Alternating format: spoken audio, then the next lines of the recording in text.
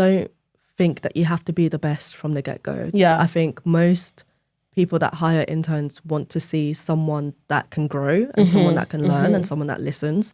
Don't feel like you have to be, I know everything, because it's unlikely. It's never the case. But the interns that do the most well or do the best are the ones that kind of take the time to really say, this is what I can offer. Yeah. This is how I hope I can be a value add. What can I do to help?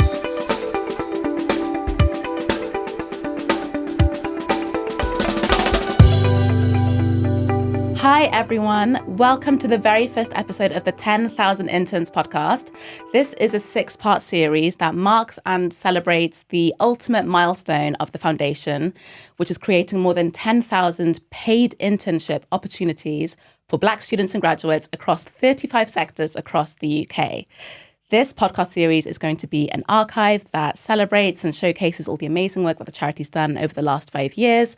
And you'll also hear from interns, from alumni, from trustees, and other individuals who've contributed towards the 5-year journey. I'm your host, Seren Jones, and for the first episode, I think there's no better way to start than to speak with the people who've actually been going through the process themselves. So I have 2 very lovely ladies here in the studio with me. Do you guys want to introduce yourself and tell the audience who you are? I'll go. Hi, I'm Tolu. I was class of 2021, so the first ever class of 10,000 Black interns. I interned at Hamilton Lane, and I'm an investor relations analyst. Amazing. So cool. Hi guys, my name is Bliss. I was part of class of 2025, just gone, and I did a management and consulting internship with the Infuse group, up and coming but very strong. Now currently I'm in my 3rd year of medical studies at King's. Amazing. Well, thank you guys both so much for coming. You just listed some very impressive sounding titles. So let's just break them down firstly. So what exactly is it that you do first, Tolu?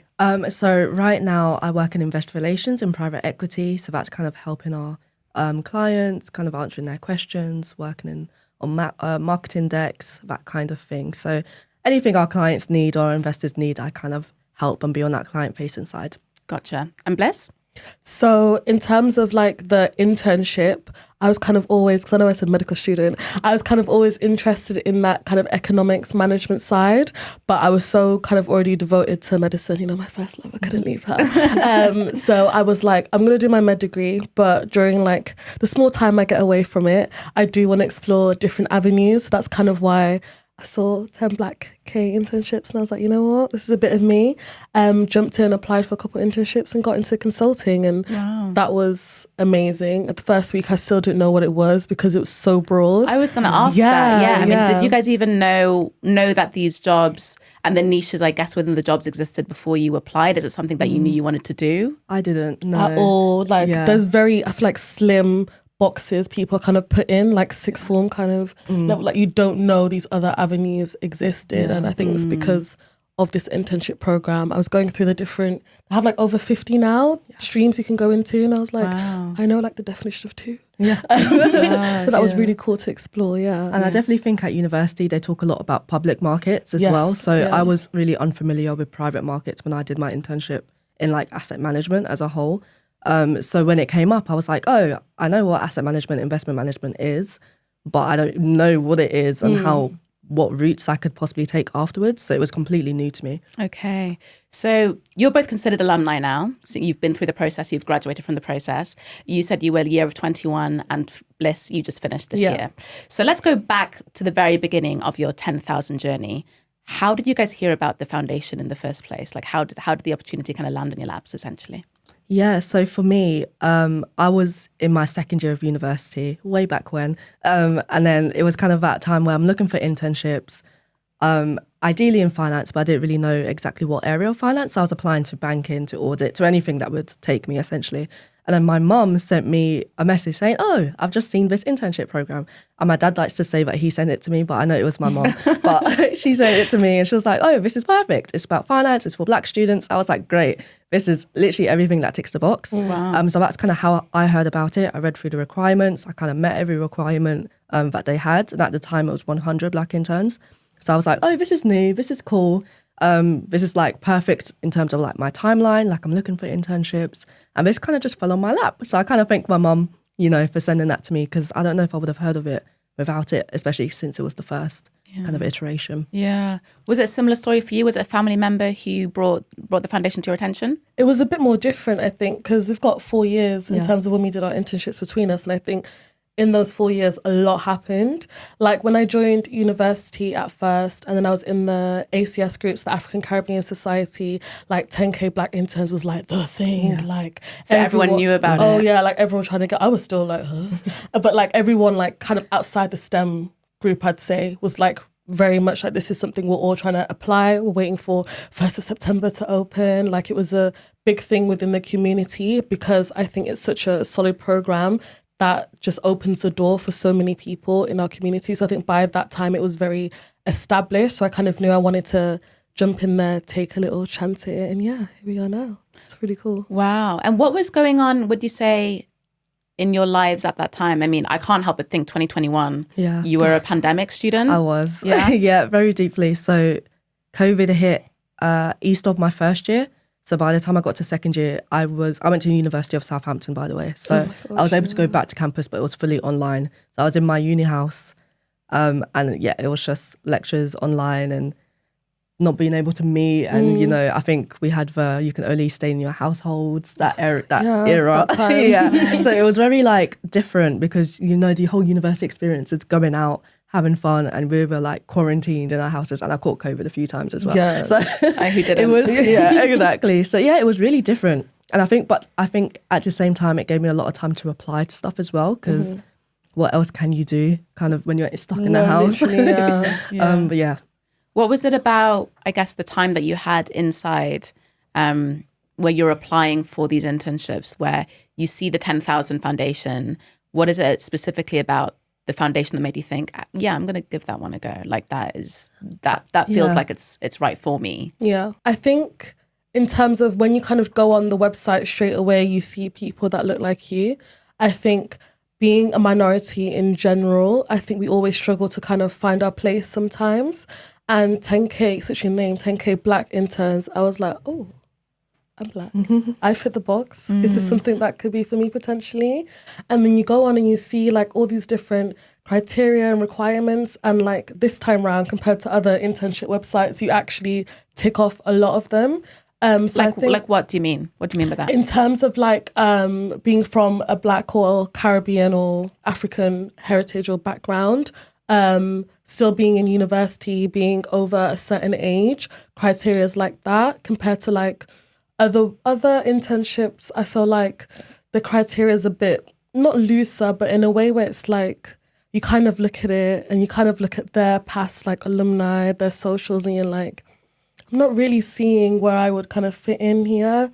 I don't feel like a lot of people from my background have access to these internships, if it makes sense. But 10K Black they're literally like, yeah, it's for Black people. I'm like, oh yeah, well, I'm one of those things. Like, I'll jump in there. I can do this. Like, it was very much, I think sometimes we struggle to find the door. I was like, where even is it? Like, do we have access to it? Do we have a key? I'm trying to find it. I don't even know where it is. But 10K Black interns literally puts it in front of you. It's like, here's a door. You can walk in. We've got things for you. We want you. And that was really nice to have that opportunity. So, yeah. Yeah. And I think the misconception was kind of like, oh, this is for Black students just to get them through the door. And, but it was still so much merit-based as well. Like, we had to go through the interview process. It wasn't just necessarily handed to us. Like, we still had to work. I was working hours and hours on my interviews to make sure if they ask me any question, I know how to answer it. Yeah. So I think knowing that, yes, the door was open to us, but just to get into the room, we still had to put in that extra work as well, was really important to me. Well, tell me a bit about that, because I'm sure listeners at home aren't maybe aware of that part of the process, because applying is one thing, having an application submitted, but then once you get past that part or past that threshold, it sounds like there's a whole other part of the process. So tell us a little bit about that. Yeah, at least for me, I kind of applied. I think you submit your CV, you answer a few questions. And at the time, it was just for investment management. So that was the only sector they had. Oh, okay. But you kind of applied, and then they would randomly allocate you to a company that was in the program. And then my company that I got at the time was called Scale Up Capital. It was a venture company. And then I had to complete one interview, I think, with them. And then it was kind of if I got it and they liked me, I did. And then I got that interview, but then unfortunately that fell through because of COVID. And then I had to reapply to another company, which was Hamilton Lane. And then I had to go through the interview process again. And I think I did 3 rounds for that. 3 rounds of interviewing? Yeah, so 3 rounds of interviewing. So it is still kind of like exactly what you think an internship interview process would be like. And there was a lot of, competency-based questions, what I did at university, my soft skills, and a bit of technical skills as well. And then, I happily got the Hamilton Lane internship through there. And that interviewing process, that's strictly with the partner or the company that you're applying for. Yes. The foundation's then taken out of the equation. Exactly. For that. Yes. And what about you, Bliss? Has it changed in any way over the last 4 years? I would say it's changed a bit. Similar process, but it's definitely changed a bit in terms of, we have like over 50 different streams you can go into now. So what do you mean by stream? The streams, like the different kind of like sectors. If you want to go into like pharmaceuticals, that's one thing. Consulting, one thing. So those different types of sectors, that's what I And do you mean. have to just apply for one at a time? So this time, I don't know for you then, but 3 for us. Yeah, you get to choose like 3 out of them. So it's very varied because initially when I thought of the program, I was like, I really want to get into healthcare management. But I was like, they have so many, like, I'm going to apply for healthcare management. Also, look, you're going to apply for consulting. Might even do a bit of pharma. Like, it was kind of fun, to kind of put yourself out there. And I think, obviously, you put the CV in, but you also have a little section. I think it's up to 250 words, might have changed, but 250 words for each section. So they can see your CV and kind of your baseline foundation that you start at. And then you can really kind of like tailor certain things, like the paragraphs to that work stream. So why the skills I have for my CV are specific to this sector, why I want to do this, what I've learned, So it's like a paragraph that you can use to sell yourself rather than having to write a whole it's basically essay like a mini cover letter in a way for that like work stream specifically. And then again, we went through the interview processes. Like you said, once you kind of do the application stuff through 10K, it gets handed over to whatever companies and then they'll come back to you. They'll do the interview processes themselves. I remember I thought it would be, I like to chat. So I'm like, I can just chat, I'll be fine. But then I was like, oh my gosh, like these people are serious. Like they are looking to really ask you those questions that are like, is this person right for the fit?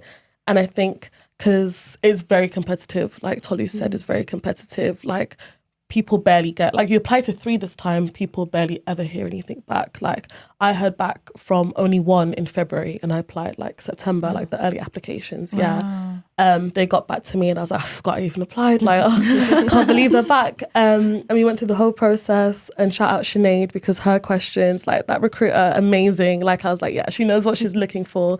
And I was like, okay, like, this is cool. Like they really are looking for something. And I think in my case as well, you were doing a certain degree that was kind of more streamlined towards that.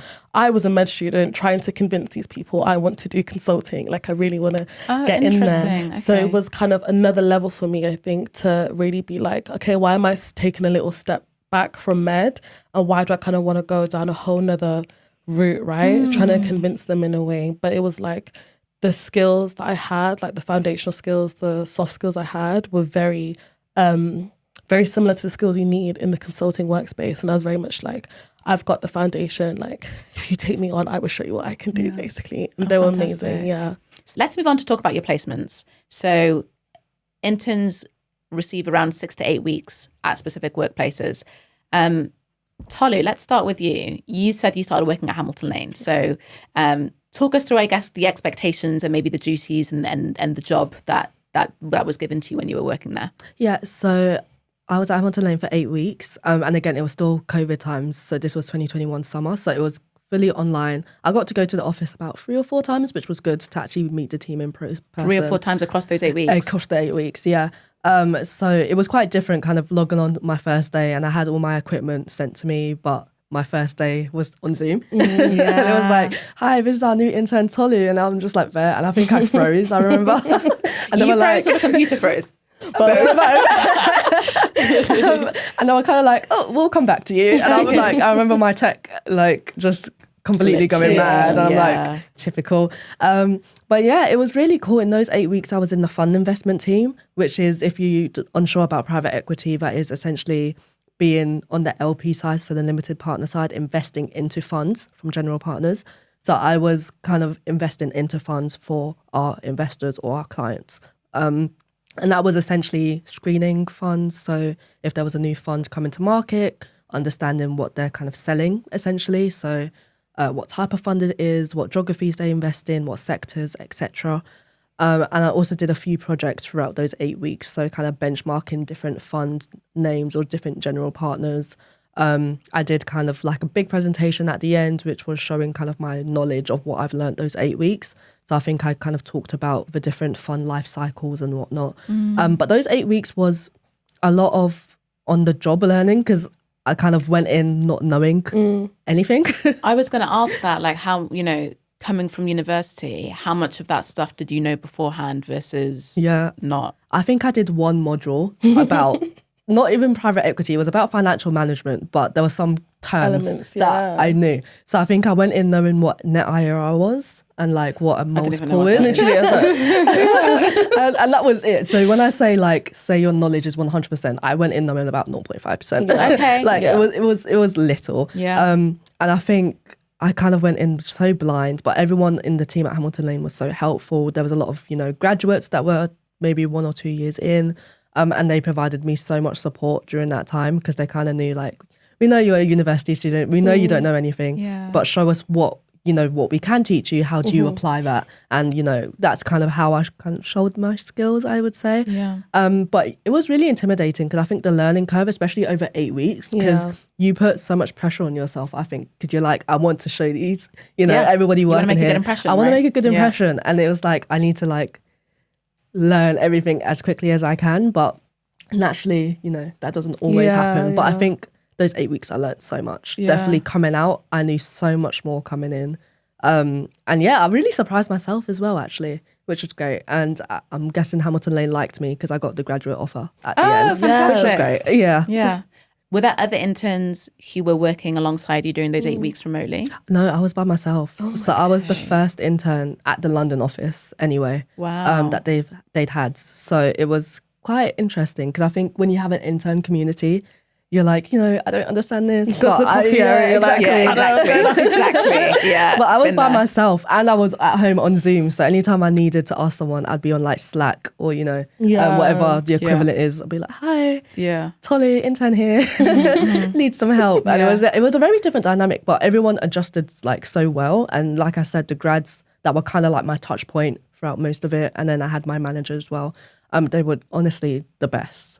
So you had a support system. I had a support system, just not a typical one. Yeah, not one with peers, perhaps. Exactly, yeah.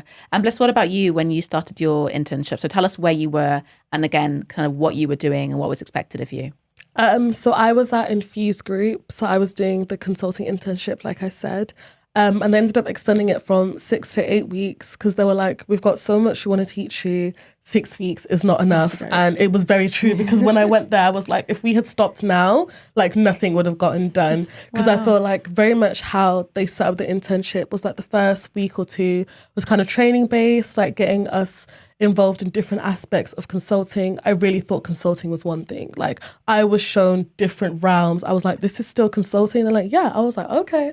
This is really cool. We did modules in change management, behavior management, and I was like, I'm liking this side, because it's very people-sided, right? There's skills that we learn in med, for example, based around social equity and stuff, and we were doing that at consulting. I was like, that's really cool.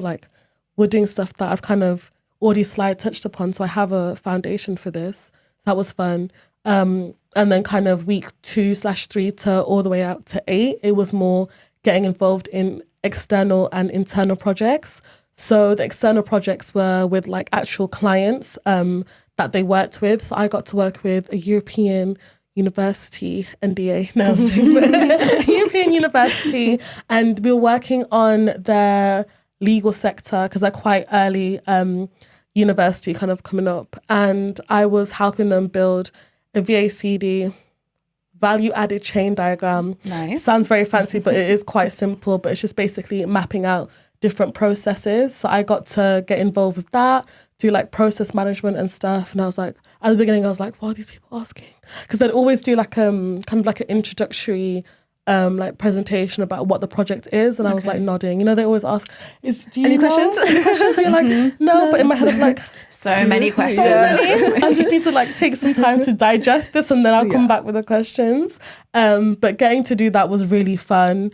And then also the internal side of the projects was really fun as well, because by nature, it meant I got to talk to people within the company at like different grades, like analysts, so people literally fresh out of university, like 2-3 years older than me, all the way up to like the CEO. Like honestly, shout out Mark, directors, like we were besties at the point. Like we just go out, I'd teach him like Gen Z slang. Like it was really fun to get to know everyone, hear everyone's stories, how they got there. And it was actually really interesting as well, because a lot of these people didn't do like consulting focused degrees. Like everyone came from different backgrounds. Like I spoke to a lot of people from like sciencey backgrounds as well, like psychology. So it's almost like they biomed. get their beat, they get their expertise, and then they bring that to consulting. Exactly. Like everyone had different skills from their different backgrounds, and they apply that and they learn as well.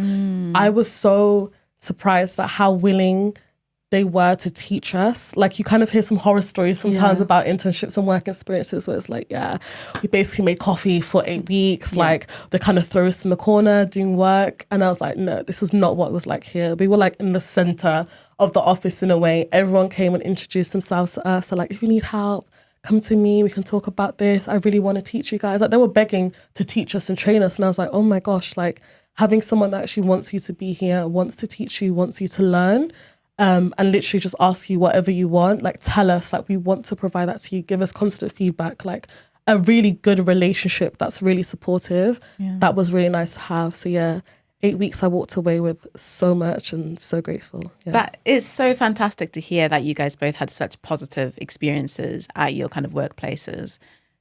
Professionally speaking, that is fantastic. But if we were to talk, or I guess reflect more on the social or perhaps emotional side of things, what was that like, you know, being Black interns in corporate spaces, perhaps for the first time in your lives? I'm not sure. Yeah. Can you talk me through maybe, the social side of it, kind of what those experiences and what those thoughts and feelings were like? Do you want to go first, Tolu? Yeah, sure. I was definitely nervous going into it because, it was my first professional anything, really. Like I had like, you know, the part-time job you have maybe before you go to uni at Home Bargains. It's good. We'll take it. Nothing wrong with that. It was completely different to go into now corporate London, like working, you know, your 9 to 5, 9 to 6 and like, you know, having to like dress the part and speak the part. And it was completely different to like, you know, hanging out with your uni friends. Literally, and the common room. Yeah, exactly. Like it's not that you have to be someone that you're not, but you do have to present yourself in a more professional way, which, you know,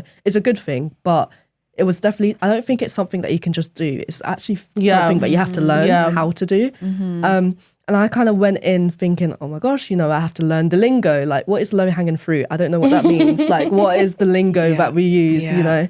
I think I was very nervous. And I know people talk about imposter syndrome quite a bit. Like, you know, am I meant to be here? You know, there might not be people that look like me here.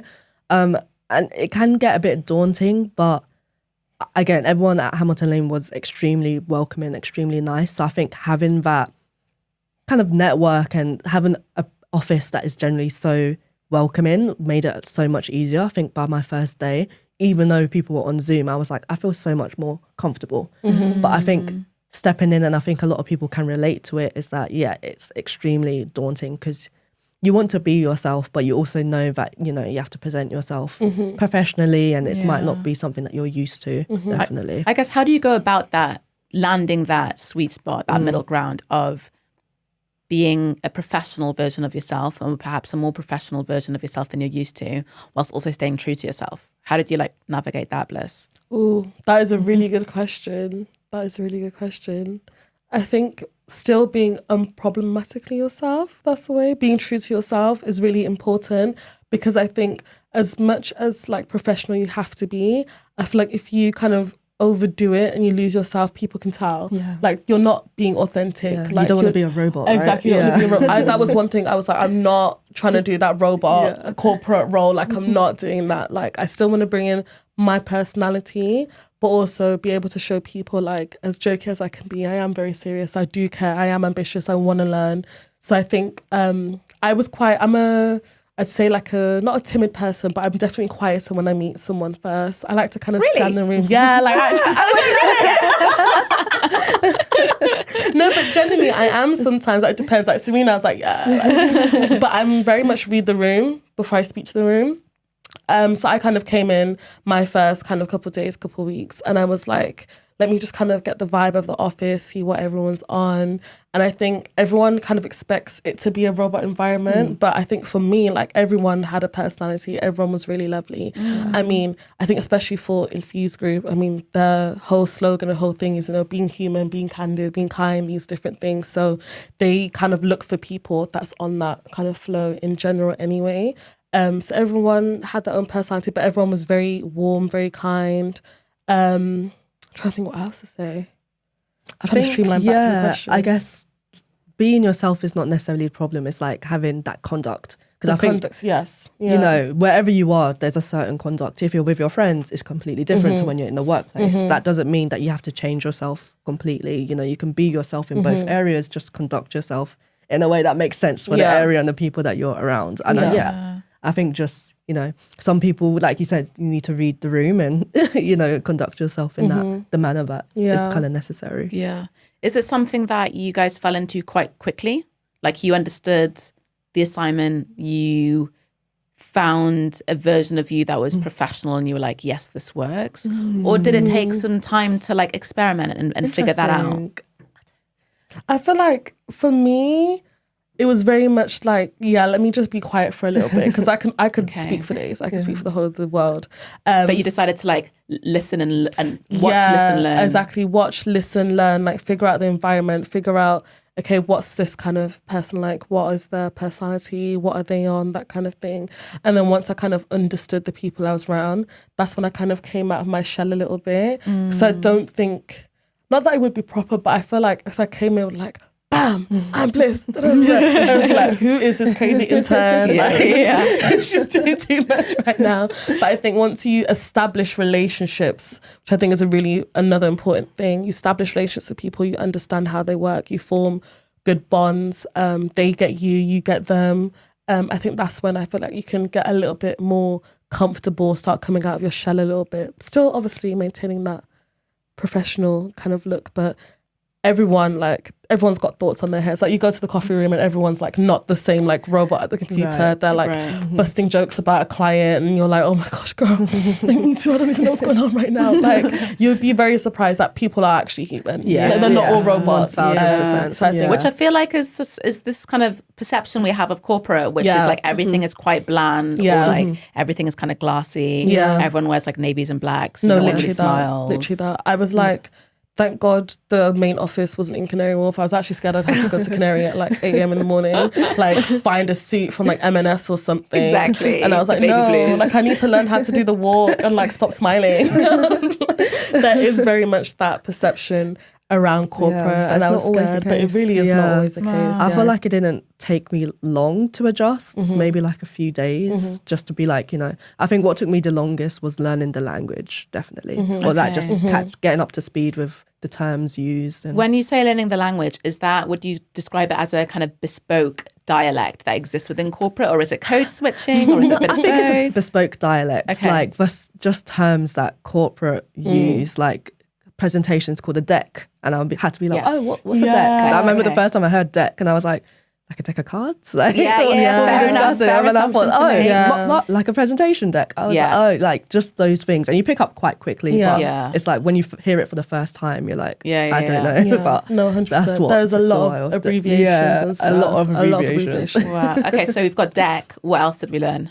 Gosh, you said low-hanging fruit before, so we know what that is. Yes, want to tell that is kind of like meeting the easier goals and the short-term like an easy goals. Win. Yes, an easy win. Okay. Any others that popped up? I'm trying to think. I feel like I just got rid of it. I was just so like got rid of the jargon. It's like it's too much. But everything is abbreviated, and I think specifically as well, some companies have their own lingo that's specific to them. Yeah. So even they're like, we have to adjust like our presentations to our clients because they don't know what we're speaking about. Like, even though we're in the same work stream, like they just will use their own sort of language. So you really do have to. It's even something simple like PTO in one place is annual leave in another place, is out of office in another place. Like, I learned that definitely since I've left and like moved around. Yeah.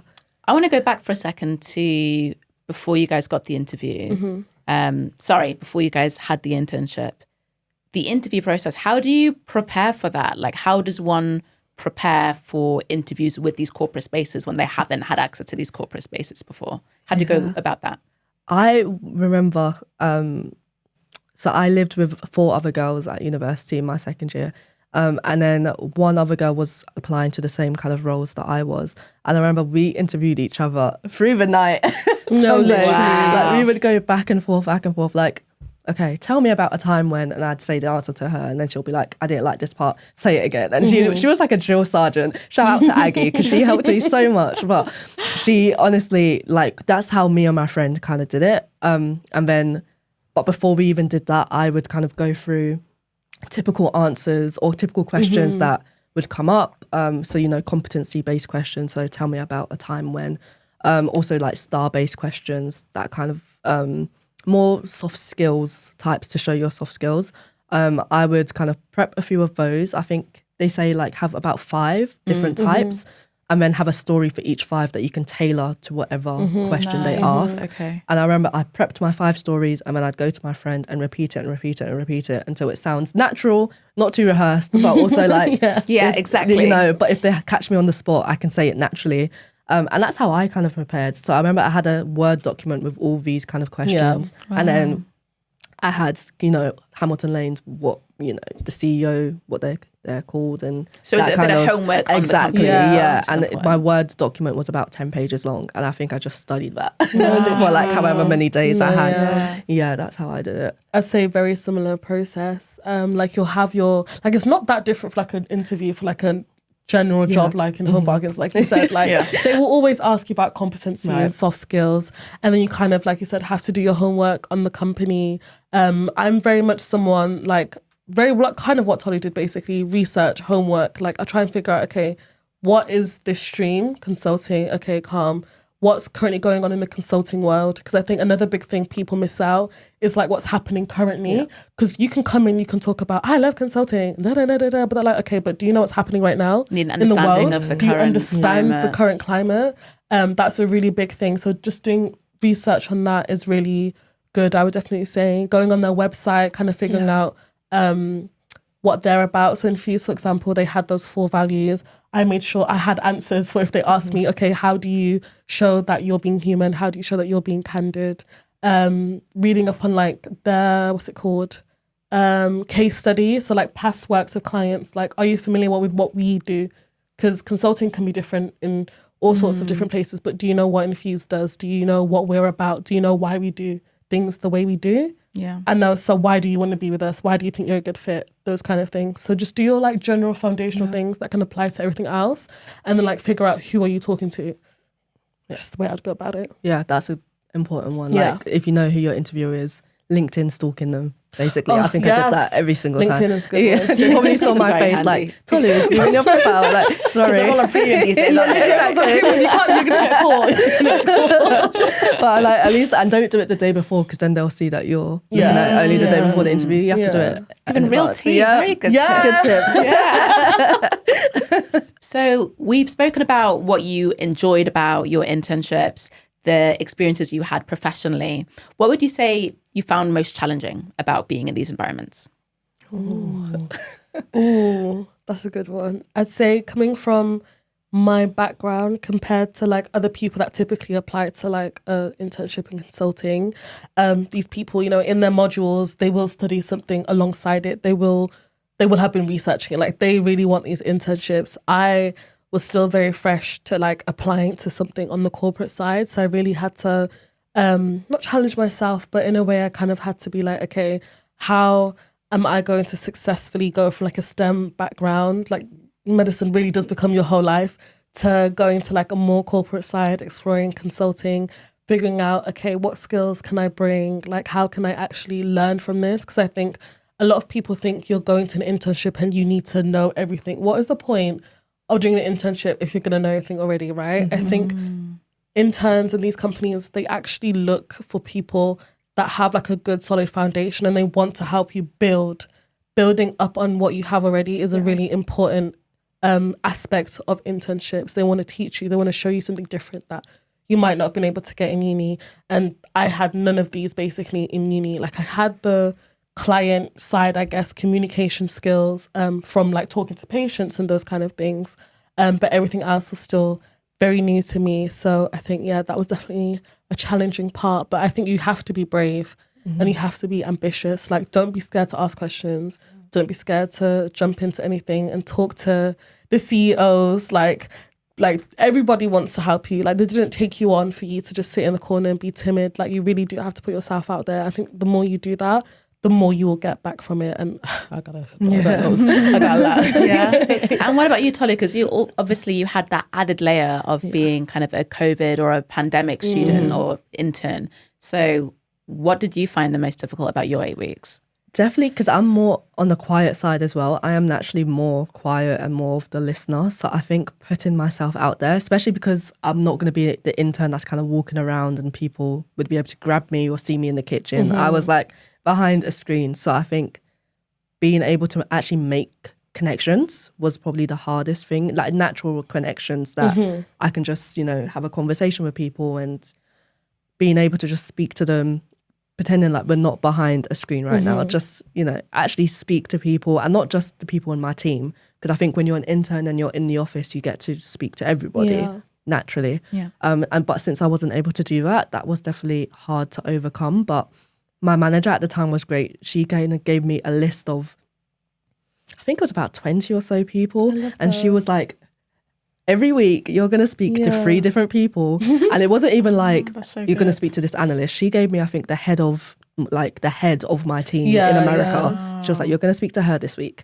And I think she was like, do you want to speak to the CEO next week? And I was like, I think the CEO's busy. But I spoke to so many like heads who've accomplished so much. They've had 30 plus years of experience. And I was kind of messaging them like, hi, Nina, my manager gave me your, told me your name and would love to talk to you. And it was so nerve-wracking because everyone was so lovely. They'd be like, hi, yes, we knew there was an intern started. We'd love to talk to you. Put something in my diary. And then, kind of initiating that conversation was so hard. But I think by the time of the 8 weeks, I was kind of like, hi, I'm Tolu. Would love to speak, Nice. But doing it the first time was definitely, nerve-wracking. Actually, I think I read that message like 30 times to make sure there was no spelling mistakes. I would say the same thing as well. Actually, I had a similar experience. I was very lucky enough to be provided a coach, someone a little bit more senior, and then also a buddy, someone like on a like analyst or similar level, a couple of years from me. And they will really help you and support you in terms of like exploring things that you want to explore, talking to people you want to talk to. I'd say exactly the same thing. I was like, I don't really kind of want to speak to anyone above like the second grade. Like, I'm just going to stay here. I feel like the CEO's busy. Like, you'll see them with their laptop walking in with their headphones and their meetings. And they're like, she doesn't want to talk to me. Like, I'm just going to stay in my little corner. And they're like, no, like, go. Like, when's the little 5-minute break when they're making a coffee? Run. Yeah.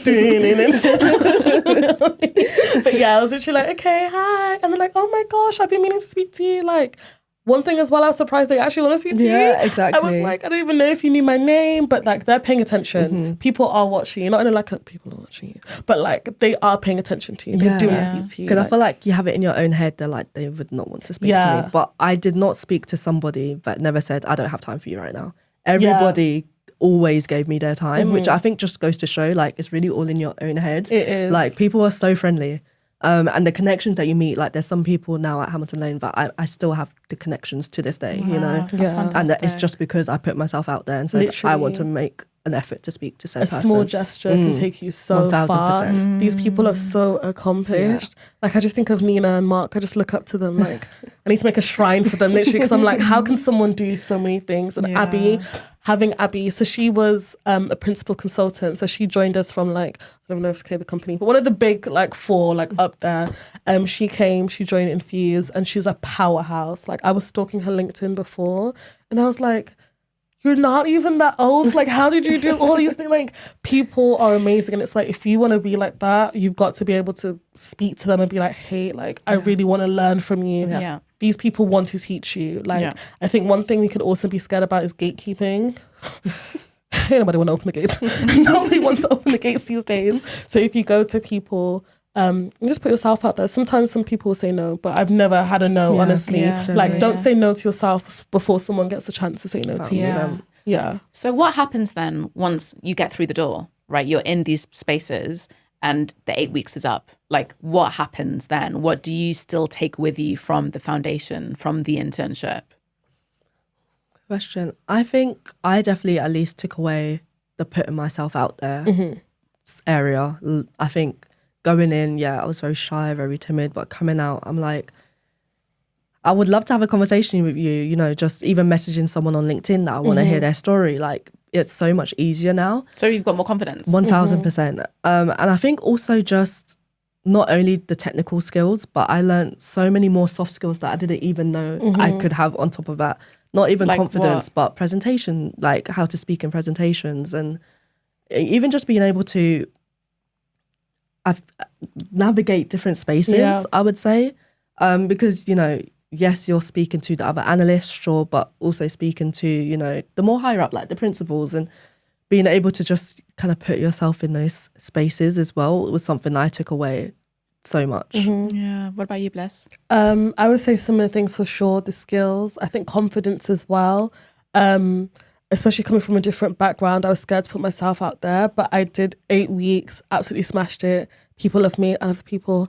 And I was like, like I can actually do more things. Like I don't need to keep myself in a box. Like we live in an age where there's so many things accessible to us right now compared to like, I don't say back in the day, but only a couple of years ago, like internships was not a big thing. Work experience, people didn't really look for that. But we live in a time where it's like, people expect you to have some sort of internships or work experience role. So definitely being more confident about exploring those. I think a lot of people assume that like when you finish the internship, like that's it. Like you go home, everyone forgets your name, that's it. But no, like the last day, everyone was like, okay, if you haven't made a LinkedIn connection, make it now. If you haven't talked to someone, arrange a post meeting. I was like, you guys want to speak to me after this? Like these people want to stay in contact with you. A lot of roles and like grad roles and things can come from internships. So I think it's really important to still stay in contact with those people. But yeah, like just having that continuous relationship, I think building a strong relationship and bond while you're there and trying to maintain that afterwards. Yeah. Like these people are still looking out for you, right? They want to talk to you. They want to see how your journey goes. So I think if you can maintain that, you will go very far in life. So yeah. It sounds like so much comes out of it, even if it's not a concrete kind of graduate or some sort of more permanent job.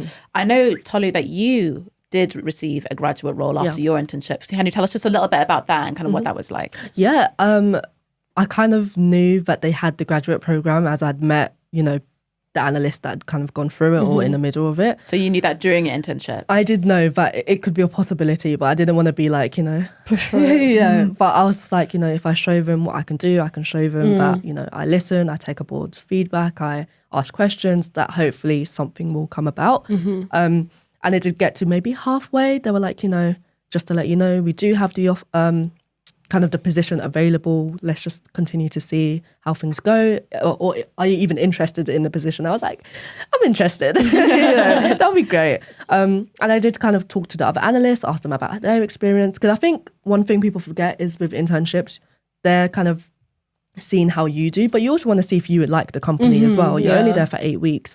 And if this is a company that you could stay for the next however many years, you need to see if you like it, like the people, like the, you know, values. So yeah, I was kind of taking that on board as well, despite knowing that the offer was there, because I wanted to see, you know, is this somewhere that I can see myself after graduation? And it definitely was. And then I think it was my last week where they said, we would love to give you the offer. And I was like, oh, this is great. Oh, fantastic.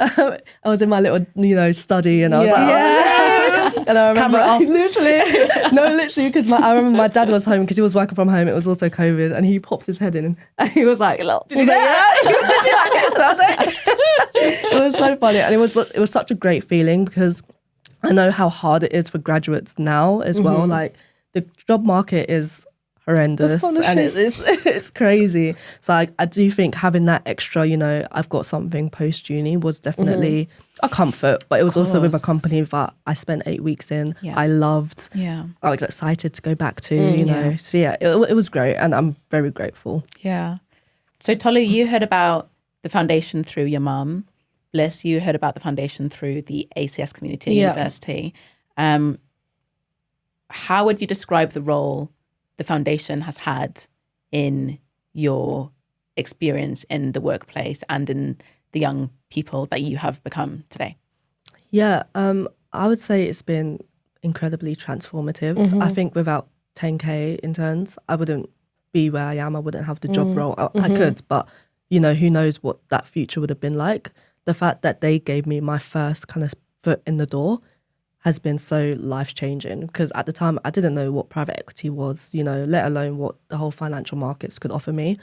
And I think, you know, going through that internship and getting the grad role, it was just so, like, it kind of felt like the puzzles kind of fell into place, but without it, like, what would I have been doing? I could have had a completely different route. And it was just like forever grateful, to be honest with it. And, you know, just having that there, and I think they still do it now, but they give you interview prep, you know, they have those webinars. I remember, I think between when you apply and maybe your interview process, and thereafter they go through, you know, interview prep, what to wear to the office. They do these different series to help kind of the interns kind of get up to speed a little bit. Wow. So you have that bit more of awareness before you actually start. And they were so helpful. I think you guys they still have that. Even it. more, like, they have general like webinars and interviews that can apply to everyone, and then for your like specific streams, they'll email you individually like, hey, we also have this additional thing, like if you want to learn more about consulting, come to this webinar tomorrow. And it's like, they didn't just throw you into the deep end, like,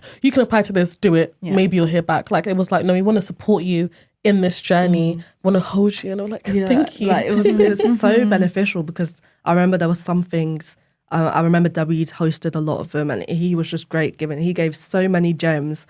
I remember him talking about, you know, how to set up your camera right for when your interview happens. Things you don't think about. He was like, make sure you get rid of everything in your background. And I remember looking to see where I was going to place it. And I was like, oh, I have things in my background. So let me take like so many little gems that, you know, as an 18, 19, 20-year-old, you're not thinking about. And honestly, it was just so useful how much they cared as well. They wanted to see every single intern succeed. And I remember getting emails from them saying, hi, Tolu, you know, just want to see how things are, just checking in.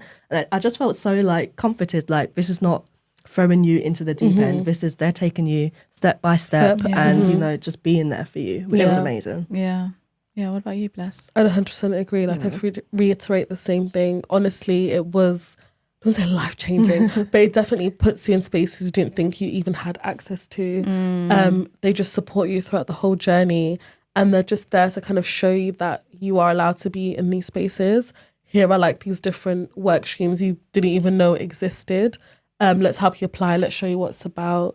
So yeah, it's definitely helpful in my journey, because I really was not even thinking about internships before. I was like, what would I be doing there? Like, it makes no sense. But they were very much like, anyone can apply. I was like, you know what? Let me just throw a stone. Hopefully it comes back. Yeah. And so much came back from it. So yeah, really great. So you're both considered alumni now. So what does that mean? Like, what does that entail? What does that status kind of mean? At least for me, I kind of want to see it as more like a mentor. Like, I get so many LinkedIn messages now from like students saying, I saw you did 10,000 Black interns. I see you work in private equity. Do you have 5 to 10 minutes to talk? And I'm like, I will always reply to those messages, because it's like, I was a student that was like that, sending the messages and not hearing back. And I don't want to be kind of that person for like students now incoming wanting to learn more, because it's only 5 to 10 minutes of your time, and it's like a short phone call or maybe a quick team meeting. So at least for alumni, it means like passing on the baton and at least sharing, hopefully, my knowledge or, you know, just any pieces of advice I can give. That's always what I strive to do as an alumni. Yeah. Kind of my knowledge, my story, sharing it to other people, showing them that, you can actually be in these spaces. I think it's important for me as well, because I've got a lot of messages from students, med students, and they're like, I didn't even know I could do this. I was like, yes, girl, you can, go do it now. I'm like, run, applications have just opened, like just being that encouragement and like, like I've got a similar background story to you, you could do the same thing. I would encourage you to do this as well. I think 10K actually have their own kind of like alumni program going on now, or some way that we're still involved. So that'd be really fun seeing how that develop. So it doesn't just mean you do it and then you're out. Yeah. Like you're still very much kept in the loop, very much like a mentor to other people as well. So yeah. And I still speak to members of my alumni class as well. Yeah, I still have exactly. everyone on LinkedIn. Your own little network. Yeah, definitely. Literally, And I just feel seeing how like everyone went. if you inspire one person, it's a win. Yeah. If you get one person to apply and they get an internship, it's a win. I get so happy helping out other people Yeah. because I never want to be that gatekeeper. I'm like, there is enough for Exactly. all of us, right? I just want to show you that it is possible. Yeah. Last question. Yeah. What would you tell a prospective intern today? Someone who maybe is ambitious, but a little bit unsure, maybe lacking confidence. What would you tell them? I don't know, put yourself out there, be ambitious. I think a really good way to kind of get rid of the insecurities and kind of fear is just to do your research, talk to people, hop on LinkedIn, you know, get more confident in the background and the sector that you want to work in. And just don't be too scared. Like it seems daunting, but generally as you're going through the process, you are heavily supported. Like don't think this is not a space for you. Act like you're supposed to be here. Like fake it till you make it, basically, and you will make it. I promise you. You will get there. You will find something that comes out of it. It's a great journey. It's a very interesting journey. Yeah. And I think don't think that you have to be the best from the get-go. Yeah. I think most people that hire interns want to see someone that can grow and someone that can learn and someone that listens. Don't feel like you have to be, you know, I know everything, because it's unlikely. It's never the case. But the interns that do the most well or do the best are the ones that kind of take the time to really say, this is what I can offer. Yeah. This is how I hope I can be a value add. You know, what can I do to help? And I think what can I do to help is always such a go-to line. If you takes anything, what can I do to help? And there will always be something you can do to help. So, and, you know, see what comes from that. Lovely. Well, thank you both so much for joining me for this episode. It's been an absolute pleasure having you guys and learning about your internships and your work with the foundation as well. So that's the end of episode 1. If you have any questions or would like to know any more information about the foundation and about what they do, you can find them on their website. It is www.10,000interns.com. You can also follow them on Instagram and LinkedIn. But for now, thank you so much. Please tune in to the next episode next week where we'll be speaking with more people who've been part of the 10K journey. Bye. Bye.